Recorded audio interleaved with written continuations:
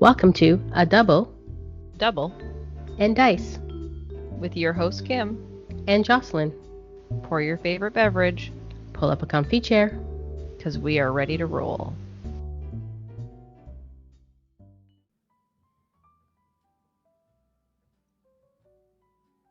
Welcome to episode 146 of A Double and Dice, and we got actually stuff to talk about.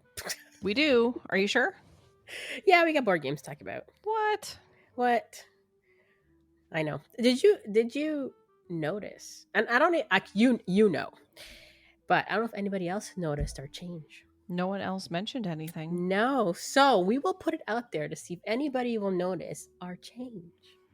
What changed? What change was it? Question mark. Because yes, the change would have happened in the last episode. I saw it. And nobody else, everybody commented on the episode, which we'll get to later, but nobody commented on this one. So we'll see if anybody can point out the change. How quickly do you think it's going to happen? Now that I said it, they're Like instantly? yeah, probably instantly, unless they don't even know what they're looking for. This is where we see how sharp people are. Just got to pay attention. Mm-hmm. So, I like it. It's nice and bright. yeah. But anyways, that was off the rails. But anyway, it had to do with our podcast. It did have to do with our podcast. Speaking of things that kind of have to do with our podcast, but not really, but sort of, because they're you. How was your holidays? It was great last week when we're recording this. I went on vacation, which worked out because I still has not missed an episode. You can't miss an episode because you're the one that does all the stuff. I know. Or you could just figure it out. Vacation was great. Or I could just do it when you're not, you could just do it before you go. Yeah, which we usually tend to try to do. Yeah. Unless it can't work out. Vacation was great. We stayed locally. So we went up to a resort in the Muskokas. So for those who don't know what that means, Muskoka is like cottage country. It is. What cottages are, people should know what that is, but it's like people's getaway home. Some people call them cabins. Yep. Or trailers. So we went to like a resort kind of cottage, but it was a resort on the lake. And we had some fun. My body's a bit achy because we rented a boat. My brother-in-law has his license, so we rented a boat. We went out for the day on the boat on the lake and did some tubing and swimming out in the lake. And then we did some canoeing at Algonquin Park. I've never done any of these before, so I've never tubed or canoed. And yes, I thought my arms would kill me. They did not. The next day, what really is actually hurting is my knees, believe it or not. Oh, yeah? Yeah, my knees. Sitting there, I guess. We were out in the water for maybe 2 hours.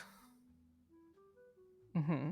So I thought my arms would do it, but it wasn't actually my arms. My arms were sore from tubing, and then canoeing was like a day later. And then I was like, okay, so my arms are going to probably hurt me. But when I got up the next day, they were okay, but my knees were hurting me, which I found really weird. So, well, we're old now, Kim. I know. But knees are still getting better. But other than that, it was a fun time. Usually it's a trip we do every other year with Dave's side of the family. So his parents, his sister, who is married with one daughter. Mm-hmm. So they live in Edmonton. So they usually just come down to wherever we're going to be going. And it's a family trip. Cool. Yeah, so it's fun. Fun is good. We like fun. Yep. So, speaking of sore arms and sore body parts, yours are knees, but did you know that our age we're supposed to be like lifting heavy weights? It's a thing. I didn't know that was a thing, but I need to build muscle. Yeah. And I try, but I don't succeed. Well, you got to start somewhere, right? So I've been following this woman on Instagram who talks about this stuff and the connection, not just between like your muscle mass, but also like how it affects your brain and stuff. Anyway, one of the things we talk about this, the 10 push-ups or 11 push-ups. Every woman should be able to do 11 full push-ups. Like perfectly, like a full perfect, body. Yeah, not on your knees, like that's an right. actual push-up. So, and I was like, I can't do that. And so it was like she read my mind when she showed up on my Instagram feed. She's like, you can't do a push-up? Let's learn how to do push-ups. And then you start on the wall.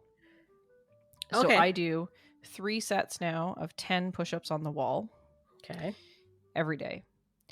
And then just this week I started with the weights. She did a video about upper body strength and that sort of thing. And she's like, start with 5-pound weights. And I'm like, I have these 3s. I'm going to start with these 3s. Holy heck. I cannot do 3s. So today I pulled out 2s. Really? Yeah. So what are the ones I have next to me? Because I try to like keep it next to me. So let's say I'm on like the computer, but I'm not really typing. Yeah. I'm doing something. That's when I would tell myself I should take the weights and just start. Yeah. Doing it. But I think mine's are 5s. Yeah, I tried with 3s. So it was like you hold the weights and you lift up from your waist to your shoulder height. So forward. And then you do out to the sides. Same thing, like from your side to your shoulder height. And then the front, like I don't know if it's the lats or whatever, where your palms are facing towards your body and you're holding the weights. And then you lift it up so that your upper arms are parallel to your shoulders. So anyway, so I follow her. So I started the weights things. But the first time I tried to do it with the 3-pound weights, I couldn't get through the 3 reps of 12. 3 sets of 12. You'll get there. So I went down to 2-pound weights today, and I did the first one with 3 pounds because I was trying to persevere. Yeah. And I'm like, yeah, this is not there yet. So then I went and got the 2-pound weights, and I did another set with 2-pound weights. So I got 2 sets done today. I used to do, I could do 10 push-ups probably about 10 years ago. I did a lot of, I was going to the gym and I did a lot of, what do they call it? It's like those really extreme classes. CrossFit? That's not the name, but sort of. So you're doing like, the rope thing. Yeah. Where you're like on like squats and you're doing the rope thing and you're doing like push-ups. And so they kind of test you from before and then whatever weeks later to see how much you've improved. Yeah. And yes, it does work. Like I was able to do great push-ups by then. And then I was just like, I haven't done a push-up in about 10 years probably. Yeah, I used to do a lot of yoga. So when I did a lot of yoga, I had a lot of upper body strength, but I haven't been doing that either. I've been trying to get back into that, and I've been trying to do more walking. Yeah. But it's also like ridiculously hot outside, which makes it harder. It's been brutal. We went Wonderland on Saturday, which everybody is a big theme park here. And again, my family was in town, right? So and they wanted to go Wonderland, my niece and my brother-in-law. So it was feels like 40 that day. OMG. I could not stop sweating. 40 Celsius. Yes. And then I had a backpack. So my whole back was like soaking. Yeah.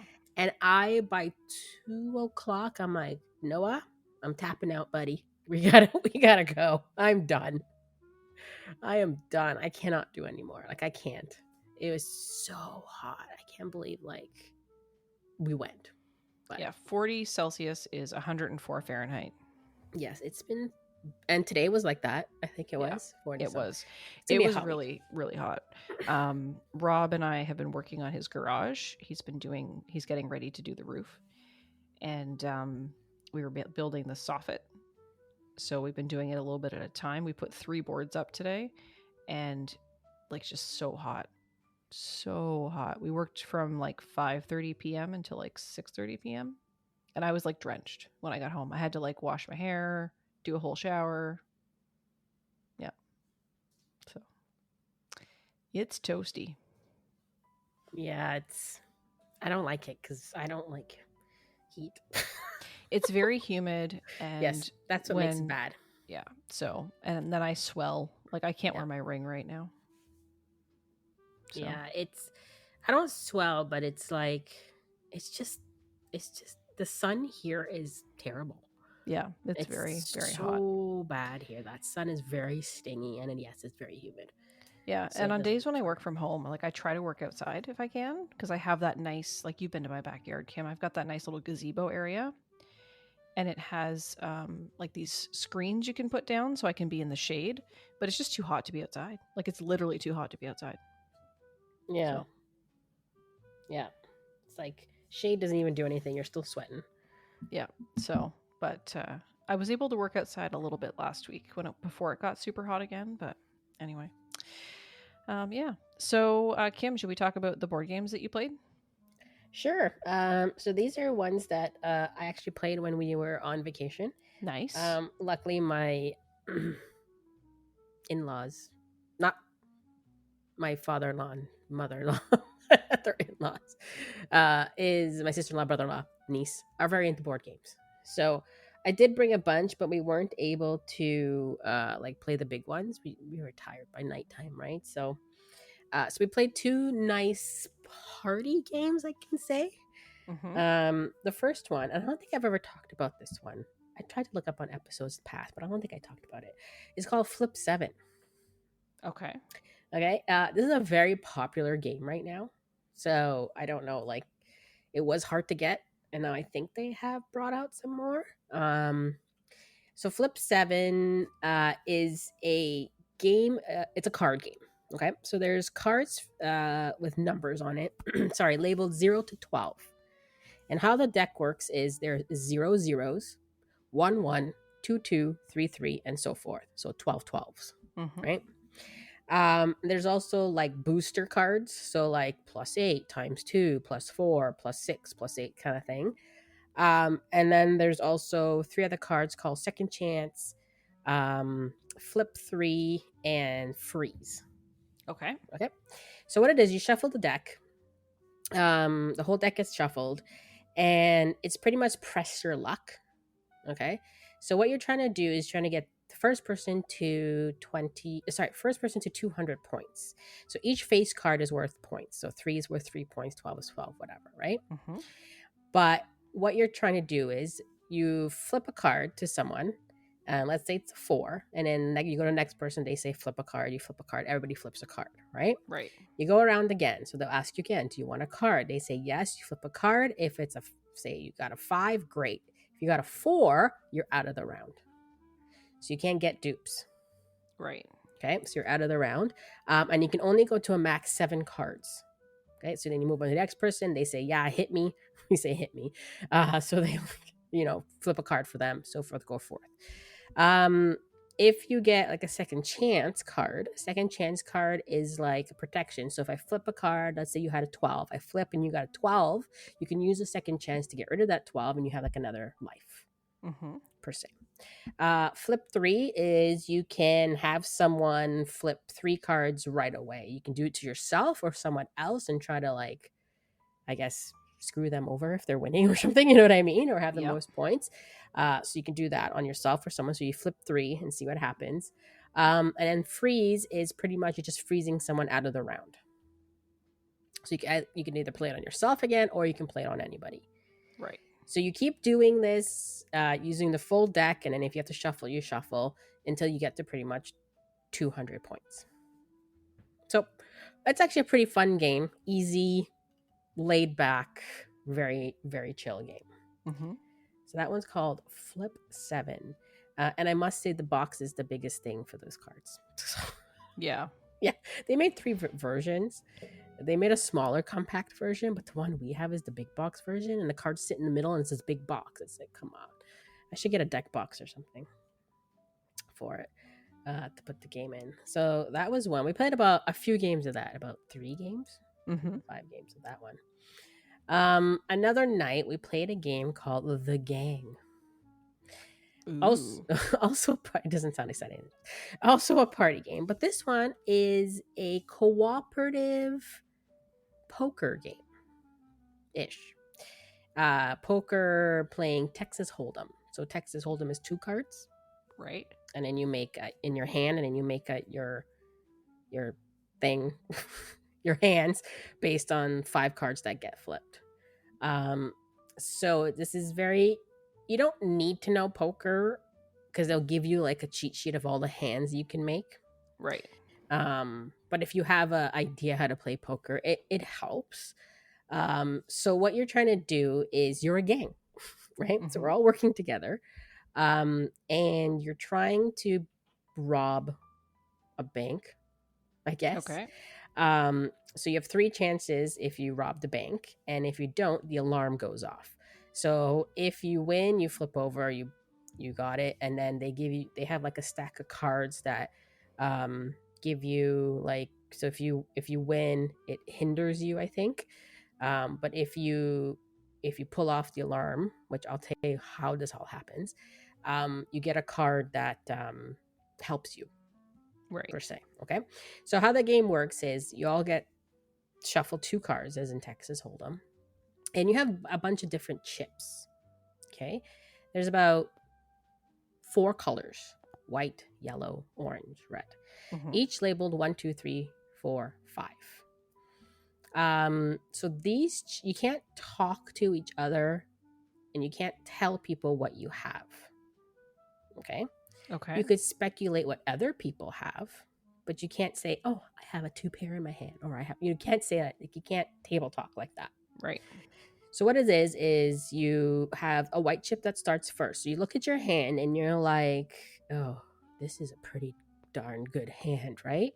So you would take the 5 chip, meaning you were starting really, like, your starting hand is great. Right. Okay. And you'll be like, "Oh, this is a really bad hand. This is like a 2 and a 3. What's that going to get me?" Or, you know what I mean? Like the worst hand you can get. You would probably pull a 1. But you're discussing like where you think you are, because everybody needs a number. Okay. So like somebody will get 1 or 2 or 3 or 4 or 5.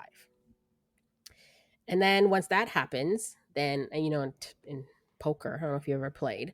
Yeah. You flip the first 3 cards. Right. Okay. So now you have 2 cards in your hand, and you have 3 cards, and now you're trying to see, can I make a hand? Because it's Texas Hold'em. Yeah. You can't, again, table talk, but you can say, all right, now you have yellow chips, same numbers. Now you're looking at, okay, is my hand still a 5? Or have I dropped to a 3 or a 2 or a 1? Or maybe I'm still good, but I'm at a 4.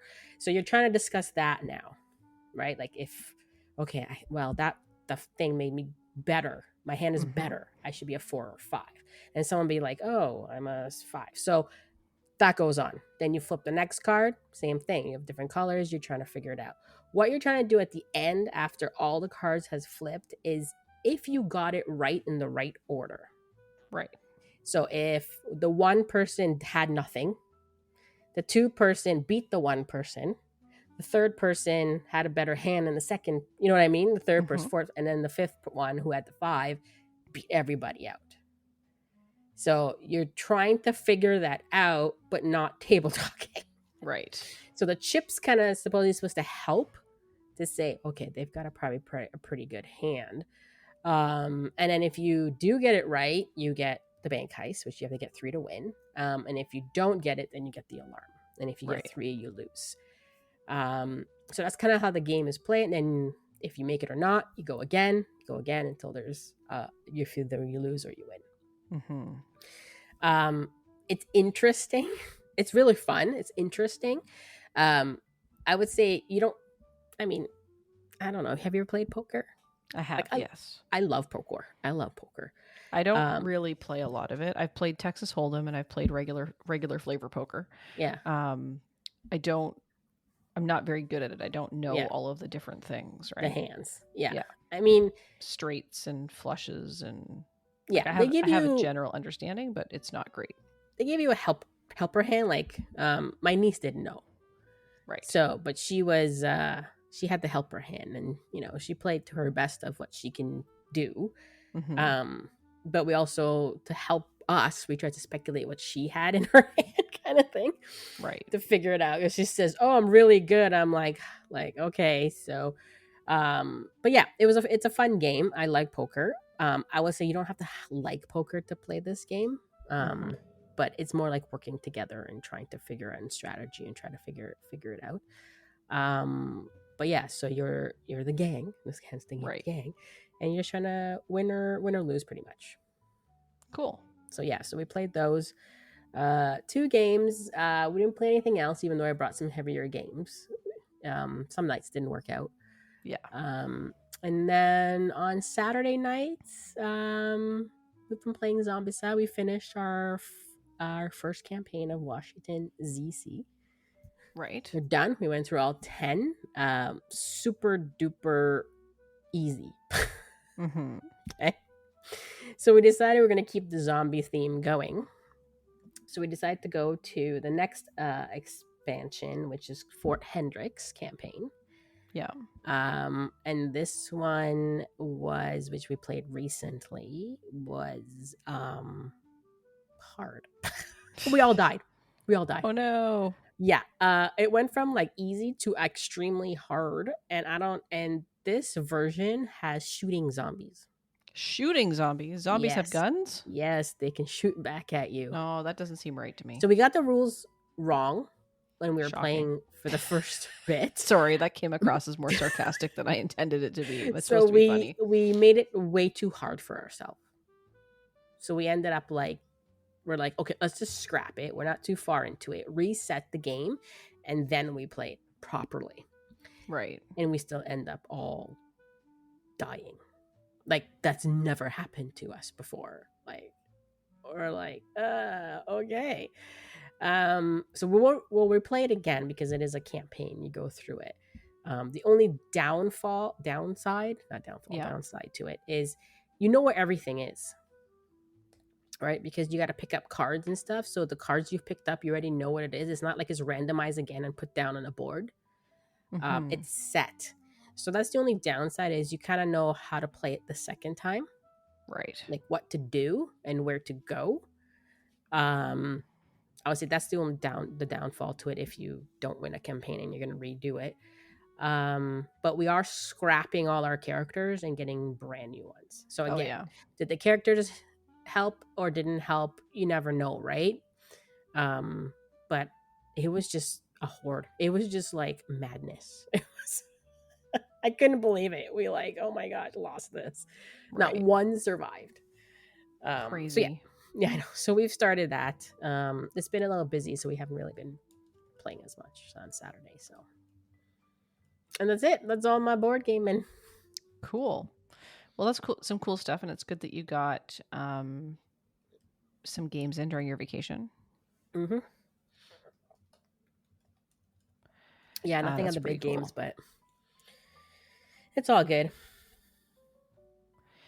Cool. So I played some Heroclix. I know. The big Heroclix. I did play the big Heroclix. I went to the Heroclix Canadian Nationals. And so yeah, it's pretty exciting. So Rob and I headed up to Ottawa. I was in Ottawa this year, and our friends Steve and Asia of Studio Stasia, they have a game store. The ones that ran the event that I went to in June, they were holding Heroclix Nationals this year, so it was pretty awesome. It was right downtown Ottawa, which is fantastic. It's near the Rideau Center, which I don't think we went into once this weekend. Near the Byward Market, where all the restaurants are, and it is right where they rented this place called the Arts Court. They rented a space in the Arts Court, and it was right across the road from 2 of the hotels that they had recommended, and then like a 10-minute walk from one of the other ones. So lots of options. 31 people attended to participate in nationals, which was a pretty good turnout. I would say it was probably the same as 2 years ago and slightly fewer than last year. A bunch of the people that came up previous years from the States were at Gen Con, so they weren't able to come. And some people from the Quebec group down near Montreal didn't make the trip. So, but 31 was a pretty good number. They ran the event as 3 rounds of Swiss and then cut to top 16. I think part of that was related to the prizing. They had prizing for top 16, so they wanted to prize it that way. And I decided to play my Kong team that I've been playing with for a little while. So it's a 200-point Kong. I have a 50-point Lilith Prime, and then I have a Scarlet Witch at 25 points, and then I have some equipment and sideline options to make my 300 points up. So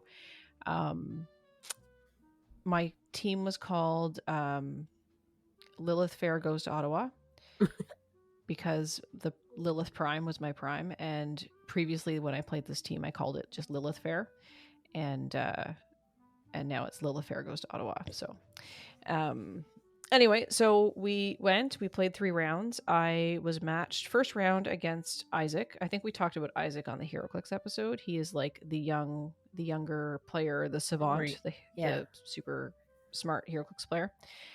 We were playing a very similar teams. Shockingly to no one, he beat me. The second round I won, and the third round I won. So I went into cut 2-1 with a good amount of points, and I made cuts. So I moved on to top 16. And then my first match that I played was against the eventual second place player. His name was Luke. He was from Maryland, and he was playing a team that was really cool and very similar to something I had been practicing with, but I didn't end up playing. But what happened in that game really was that my dice were just not rolling high enough. So I needed to roll like 9s and 10s and higher, and I wasn't rolling anything higher than like 6s and maybe 7s. So made it very difficult. So ultimately, he ended up taking that game, and Isaac ended up winning the whole thing. But it was a lot of fun to go. We had a great time. Rob played a team with a Namor Prime. He didn't place as well, but he had a really great time playing, and people were really surprised to see that piece on the board and doing so well as it did. So it was pretty cool to do that. They ran a couple of side events where there was like constructed battle royals and regular battle royals, and they did this Canada themed event that was kind of cool. If you follow Dice Station Zebra on Facebook, you might have seen the picture Rob posted. There was the Canada event was you build a team that represents what Canada means to you. Okay. It's not necessarily to win. Yeah. You win by having the most creative team. So the most creative team was a guy that, so recently they came out with a bunch of dinosaurs in Heroclix. Okay. From the Masters of Time set. So there's a T-Rex, and then there were these velociraptors. So the guy that created this team, his name's Andrew. He's local to Toronto. He made the Toronto Raptors, and he gave them all jerseys. That's awesome. So you had the big one, and then you had the little guys, and then he chose, I think it was, what's her name from the Luke Cage show? The girl, the nurse. Nurse Claire or something. I've never watched it. Anyway, he had a figure of her, and she's in scrubs. So she was the coach / team nurse for the Toronto Raptors. Did he actually put clothes? Like yeah. Clothes? Oh, wow. He made little jerseys for them. Oh my God. With numbers and everything. Wow. Yeah, head over to the Dice Station Zebra Facebook page, and you should be able to see that post there on the page there. So that was really creative. He won the most creative team build. I played in that very last minute. I wasn't going to play. I did not build a team. I've had some really busy times at work recently, and it's just going to get busier over the next few months. I didn't have time to build a team, but at the last minute, I had gone over. Rob had built a team, and they were at odd numbers. So I was like, okay, I'll play. So someone threw some figures at me, and my theme was superheroes that had been played by Canadian actors. So I had a Deadpool, and I don't remember what the other ones were. There was 3 figures on my team. It was a very small team. Oh, Ms. Marvel was on it because she's Canadian. Mm-hmm. And I don't remember what the third figure was. So that was my team for the Canada event. I had a good time. I didn't do particularly well as far as winning or creativity in the team build, but it was good to have an even number so that everybody could play. And then on Sunday, we ran Team Sealed, which is my favorite event. I played with my friends Emily and Asia, like I usually do. We had a pretty good brick. We pulled the Chase Captain Marvel, we pulled a Prime Abomination, and we pulled one of the goats, the Asgardian goats. I can't remember if it's Tooth Gnasher or Tooth Grinder. Doesn't matter. So Asia built a team around the goat, and Emily built a team around the Abomination Prime, and I built a team around the Captain Marvel. So first round, I lost. I got pinned down in a corner and couldn't get out. He had a perfect counter to my team. Second round, I won. I was the only one that won in that round for our team. Because I think in the first round, Emily won. In the second round, I won. Just had everything went perfectly in that game. And in the third round, I was playing this girl who was newer. She seemed to be newer. She was not as sure about the rules. So I was giving her a lot of support and leeway. And then all of a sudden, I realized that I'd let it get out of hand, and then she was beating me. You went too but far. At that point, it didn't matter. If we hadn't won the first 2 rounds, then there was no way for us to make it to cut, because there was only 8 teams, so you needed to be 3-0 going into, or 2-1 with a lot of points to go into the cut, because they cut to top 4. So we knew we weren't going to make cut, so it didn't really matter. But I did have a chance to win that game, and I completely missed it. And then she managed to heal her stuff up and was doing some pretty big damage. So, but that's fine. It was good. We had a good time. We came in 5th place, so we were top of the bottom, and we got the prizes we wanted and played some battle royals, and we went out for lots of pizza, and we had spritzes, and yeah, it was a really great weekend. So it was a really fun weekend, and I would really encourage people who play Heroclix to attend it. And just today, I spent some time chatting with Jay from the Tokened Up channel, which is a Heroclix channel out of Edmonton, Alberta. He did all the coverage for the Clix Championship Open that they did in Lethbridge a few weeks ago. And I did an interview with him that he's going to put up on that YouTube to talk about the Canadian Nationals. So if you're interested in hearing more about Canadian Nationals and my experience there, then you can head over to the Tokened Up YouTube. I'll post something when the episode goes out. So, and that was it. I've just played Heroclix. That's it. I've played Heroclix, and I have done housework, and I have done work, and I have helped Rob with his garage. And that's basically been everything. I was on vacation and all playing while you were on games. vacation. Yeah, no, it's all good. I have some vacation coming up later this year, so cool. Yeah. So did you get any prizes for being top 16? Yeah, so I got 3 convention exclusives. Transparently, I can't tell you which ones they are right now. I came home with a bunch of convention exclusives. I do know that they were ones I already owned, so I didn't need them. So we're probably going to give them away.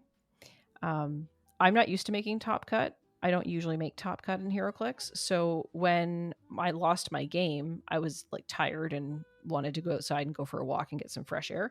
So I just left and realized, oh crap, I was supposed to get prizing. I should have stayed. So I messaged the team, my friend Steve that was running the event. And I'm like, hey, was I supposed to stay? Was there a picture? Was there prizing? I'm really sorry. I can come back. And he's like, it's okay.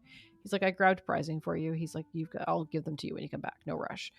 So I said, yeah, I'm just not used to making cuts. So anyway, I don't think they did pictures. They just did the prizing selection. So, but the convention exclusives are good. They're all newer ones, and somebody will benefit from them if I give them away or sell them. So cool. So yeah, I got a participation prize, and then I got 3 convention exclusives for that. And then in the team sealed, we drafted our brick, and I took a bunch of stuff that I didn't have out of the brick. And then I brought a bunch of extras home to take to the locals at the store. We've got a bunch of new players coming in, and they don't always have access to the figures. So if there's extras, we like to bring them in and share them. So nice. Yeah. So we had a convention exclusive for Team Sealed as well. So yeah, it was really well prized. They did a really great stuff with it. They did also brought in dinner on Saturday. I didn't order dinner with them. We decided to go out for dinner. But one of the also exciting things was that we saw Petrus at Heroclix. Yeah, playing Heroclix. He did play Heroclix. So wow. He wasn't playing the Nationals. He was playing in the Lorcana Challenge. But we met up with him for dinner on Friday night. Yeah, Friday night.